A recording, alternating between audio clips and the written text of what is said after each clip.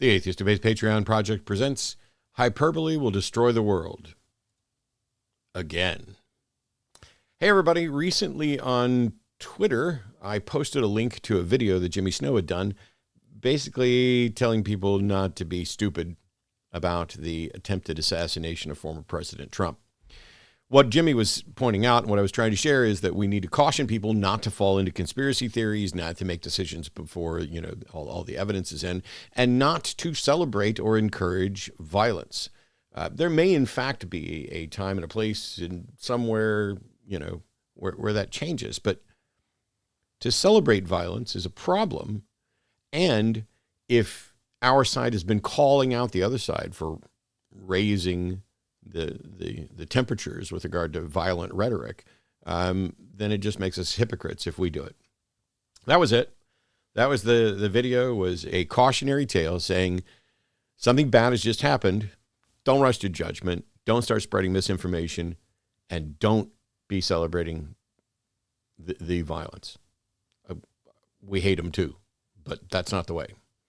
The video was almost entirely about strategy, about effectively presenting the view of the left, of the liberal, the progressive. I don't care what label you put on it, whatever it is that's not the fundamentalist, Christian nationalist, fascist, Trump maggot right.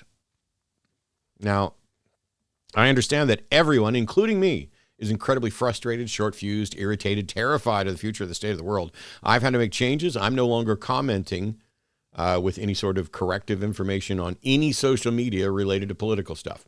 I will still make posts that are about politics and information, and I'll still make videos, and I'll still be doing debates. If somebody wants to engage with me, it's not going to be either in a little tweet back and forth or on Facebook. It's going to be on one of the shows or an email. I'll be happy to have these conversations in public or private, but my Facebook space is going to be, I'm going to be narrowing the commenting section on it. When I posted that link to that video on Twitter, someone, the partner of an acquaintance that I've worked with before, replied that they were tired of white men telling them to feel sorry for Hitler 2.0 when he wants their friends in concentration camps. Now, I replied that we weren't telling them to feel sorry for Hitler, and we don't. And by Hitler, of course, they're referring to Trump. We weren't telling them to feel sorry for him. And I skipped over the fact that she wanted to dismiss us as white men telling her, because neither my race nor my gender has anything to do with the cautionary tale of don't accept conspiracy theories and don't celebrate violence. But I understand this is the rhetoric that frustrated people end up tossing out. And by the way, I have buckets of privilege. So fighting this battle over being dismissed as a white man never is going to go well. Just know that it's irrelevant. And it occasionally says a lot about the person you're engaged with when they constantly bring up irrelevant points. In this case, not only did they bring up something that was relevant, but they accused us of doing something not only that we didn't do, but that we are in the opposite of. I don't feel sorry for him. And then they went on to say that Trump wants their friends in concentration camps. And I was like, yeah, I'm not going to be swayed by hyperbole. And in order to defend their hyperbole, they instead, well, Trump didn't say it, but Project 2025 says this, and that leads to this, which leads to this, which leads to concentration camps effectively.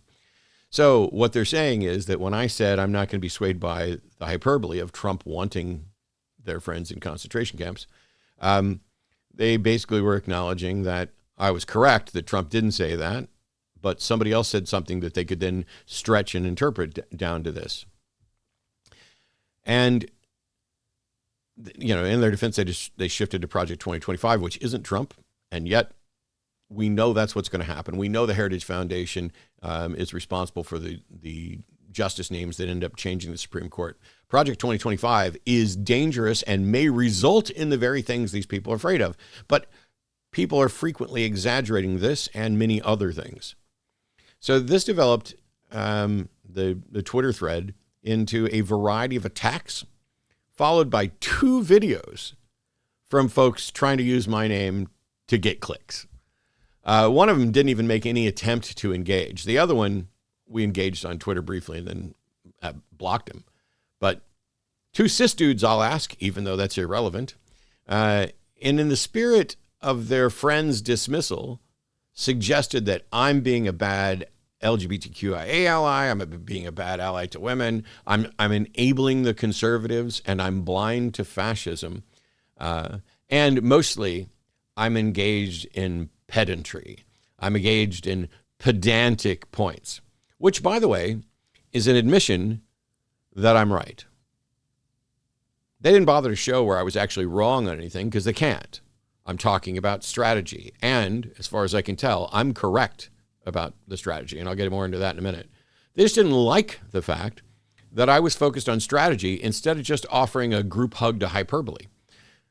Instead, they, a couple of cis dudes, tried to pretend that I'm a bad trans ally because I care about truth and effective strategy rather than just complaint posting. And they decided to make videos with my name in them because either I'm the enemy and they must combat me, or they need the views. I'll let you figure out which one it probably was. Either way, I'm still working on better strategies, and I'm not. And not just because I have skin in the game. Meanwhile, in the span of that same period of time, 4 separate trans women I talked to all agreed with my position. Not that there aren't others who don't. This isn't a competition that way. It's just, look at who you're getting attacked by versus who you're actually being supported by. I gave a talk once at an event. It's probably out there on the internet somewhere. Somebody recorded it. And it was called Hyperbole Will Destroy the World. So technically, I guess the video is Hyperbole Will Still Destroy the World Again. I don't know. Here are some tips that I gave. And it's from lessons learned in having a number of different conversations. But the frustration levels are so high, and they are for me. My anxiety and frustration levels, I've never even suffered from anxiety, and yet right now we are at the peak, which is why I made changes about how I'm interacting.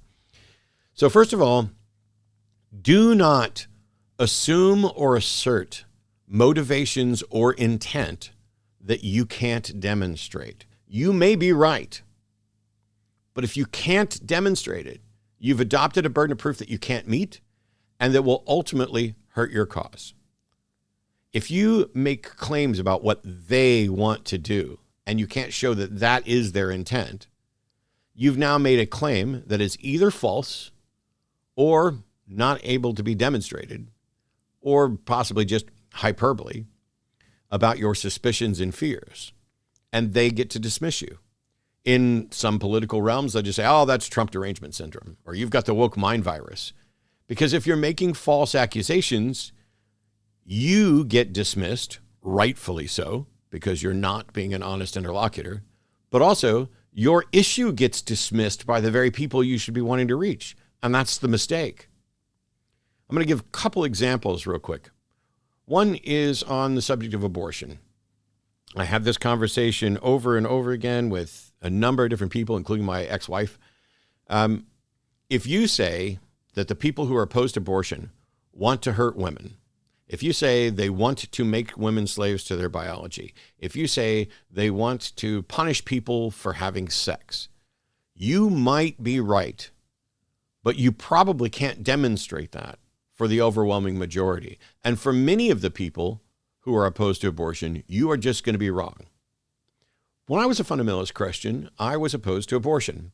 I was opposed to abortion because I thought that there was a God, and that this God was opposed to abortion, and that this God wanted us to be opposed to abortion. I thought that the position we were taking was there to save the unborn. The notion of punishing women for having sex, punishing people for having sex, making women slave to their biologies, none of that ever entered my mind. And when somebody who disagreed with me on abortion would come to me and say, you just want to make, add consequences to sex and make women slaves to their biology, I get to hear that and go, wow, this person is pretending that they can read my mind, and they're very wrong because I know my mind. They're so confident that they understand my motivations that they're willing to actually tell me that to their face. This person is deranged. This person they've been fed some misinformation and it's led them down a hole to where they think this is what I want. And they'll just tell me that. And now I dismiss them because I don't know how to talk to somebody that's deranged like that. And now I can't take their issue seriously. I should. I'm talking about what permission it gives people to do. You should still take the issue seriously, but you don't. If you talk about abortion with regard to what those people who are opposed to it, what their motivation is, you might be making a mistake. But if you talk about the effects, you can't be making a mistake if you're accurate. And so if there's somebody who is opposed to abortion, instead of saying you want to make women slaves to their biology, you can say the policies you want to implement have the effect of making women slaves to their biology. The policies you want to implement have the effect of harm to women. Why do you still support these when they're harmful? Why don't you care about this? Is that your goal? Do you want to hurt women? If you don't want to hurt women, why are you doing the thing that hurts women? And now, instead of assuming their motivations, you've still managed to address their potential motivations. You've managed to put them on defense, and you've done it all without exaggerating a thing. You've just talked about the consequences. Similarly, when you look at something like gay conversion therapy is an anti-science, stupid, ridiculous notion that is rooted in this concept that whether or not you're gay is a choice that you can change, which even if it was, so what? You should still get to engage in all of your, gayness. But it's based on a really bad idea.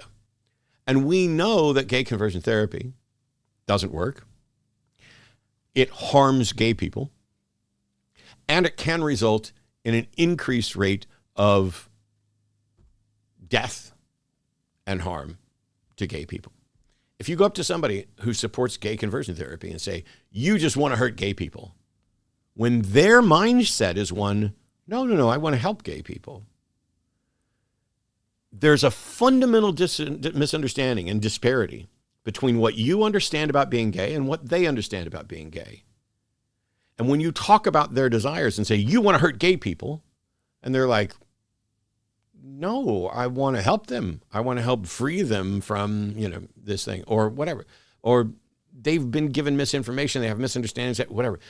If you think people are sitting around going, how can I hurt the gay people?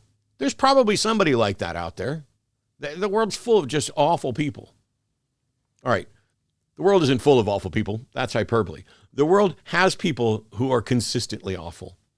Probably not at the rates that some people suspect. And it allows us to build paranoid conspiracy theories about who's running the world.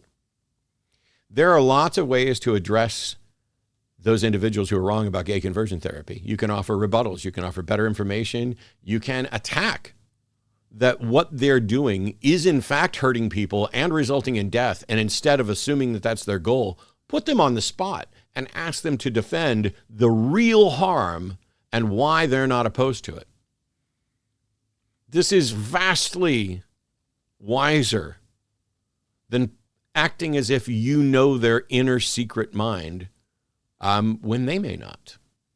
And if they have a good understanding of who they are and what their motivations are, you look silly when you do that, and you do harm to your cause. Here's another example. This one, I know it's going to live out here on the internet probably forever. From politics right now, for those people way in the way distant future, it's the end of July in 2024. We're gearing up for a presidential election, and former President Trump has selected J.D. Vance as his vice presidential running mate. J.D. has been under attack, both for things that he wrote in his book, but also for interviews. He's being painted as weird. Maybe he is. There's a lot of things that are problematic about the views J.D.'s expressed, not the least of which is that he once called Trump America's Hitler and is now his running mate and is completely flip-flopped. He asked the other day, what has Kamala done for the country, while listing off his credentials for what he's done. I'm sorry, Corporal, but while I appreciate your 4 years service, I outrank you. But also, Kamala Harris is the most powerful woman in the history of the United States. She's the vice president. And she's running for president. And if she wins, she will be the most powerful person in the world. What has she done? Well, she was twice elected to be Attorney General of California. She was twice senator, and a district attorney, and a stepmom, and all of these things leading up to vice president. What's JD done? Served in Congress for 18 months or so, and flip-flopped on whether or not he wants to be the running mate of what he called probably America's or possibly America's Hitler. But this meme that I've got on the screen, I've seen friends of mine, godless, heathen, secular, humanist, progressive, left, liberal, socialist, blah, blah, blah. I don't know where all of them are, but I've seen folks on the left passing this around. This is J.D. Vance saying, obviously she's not a white person, but I love Usha. She's a good mom. And that looks terrible. It legitimately looks terrible. It is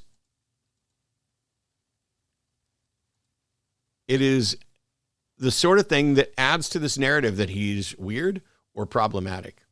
Why on earth would anybody start off by saying about their partner, obviously she's not a white person, and you want to read it like that. Obviously she's not a white person, but I love Usha. She's a good mom. Well, here's the actual full quote. Look, I love my wife so much. I love her because she's who she is. Obviously, she's not a white person, and we've been attacked by some white supremacists over that. But I love Usha. She's a good mom. She's a brilliant lawyer, and I'm so proud of her. But yes, her experience has given me some perspective on the way in which it's really hard for working families in this country. That's the full quote. If you think it's fair and you are fairly representing J.D. Vance by pulling out the obviously she's not a white person and then editing and pulling out, but I love Usha, she's such a good mom, while ignoring the broader context here, because here's an individual who is in a blended family and who may in fact come up and face opposition in the form of white supremacists while being accused of being a white supremacist. It now makes sense. But to edit that down, there are real problems in the actual quote. She's such a good mom. She's a brilliant lawyer. The disparity in the adjectives there. Maybe she's an okay mom, but not a great, she's a better lawyer than she is a mom. Who knows? But when he says her experience has given me some perspective on the way in which it's really hard for working families in this country, it's strange to phrase that as her experience with regard to a working family rather than our experience. Why? There's lots of weird questions in there about this, but all of it pales in comparison to the fictional account that's in the narrative in the meme. It's a lie that plays into the bigger he's weird narrative. And he is. But when it's discovered to be a lie, the other side gets to dismiss the other issues as absurd too. When there are people out there that are distrusting of the news and the narrative and the internet and AI and messages and all of this, and it's just too much, to take a quote, don't get me wrong, J.D. Vance is a dangerous, spineless, power-hungry individual. But to take a quote like this and turn it into that's dishonest. It is a lie. And so what we end up with is this. This is an actual message that Arden got from somebody a couple of days ago who wrote to say that they're big fans of me and Seth. We were instrumental to helping them find their way out of religion. And they're, but they lean a little bit conservative and they don't understand why anybody's objecting to the childless cat lady statement. And Arden said, you're either reading it wrong or you aren't up to date on statements made by the conservative VP's nominees' statements. And this person replied with, oh yeah, all of that stuff is fake. It's all already determined, and I don't think we're as free as it seems after Trump got shot and Biden just all of a sudden passes the torch to Harris. I no longer believe any of it to be what we see. That doesn't mean I know what's going on. I just no longer believe what we are shown, except you like snakes. I have no reason to doubt that. The hyperbole coming from the left, the lies coming from the left, in conjunction with the lies and hyperbole coming from the right. And don't get me wrong, there are a lot of serious issues. Project 2025 and democracy is under threat. Voting rights and everything are under threat. But to exaggerate out and to assert someone's motivations when you can't demonstrate it, and to present inaccurate, if not outright dishonest quotes from individual in order to paint them a certain way. That's what we wind up with. We wind up with the flat denial that anything we're hearing is true. The people out there who are going to decide not to vote and not to participate because, the system's rigged. They're all the same. We don't make any decision about who's there. I don't believe the stories. I don't believe this. This didn't happen. This didn't happen. This didn't happen. That means that all of the hyperbole and lies are adding to the problem and complicating the landscape and making the issues secondary to the discussion of the issues. If your meme or comment that you're going to post is so false or hyperbolic that it would be smart for the opposition to create that meme or that comment in order to harm the credibility of your side, if it could be posted by the opposition to poison the well, then you shouldn't be posting that either. Instead of pretending that we can read minds, or that the sky is falling, when that may not be the case.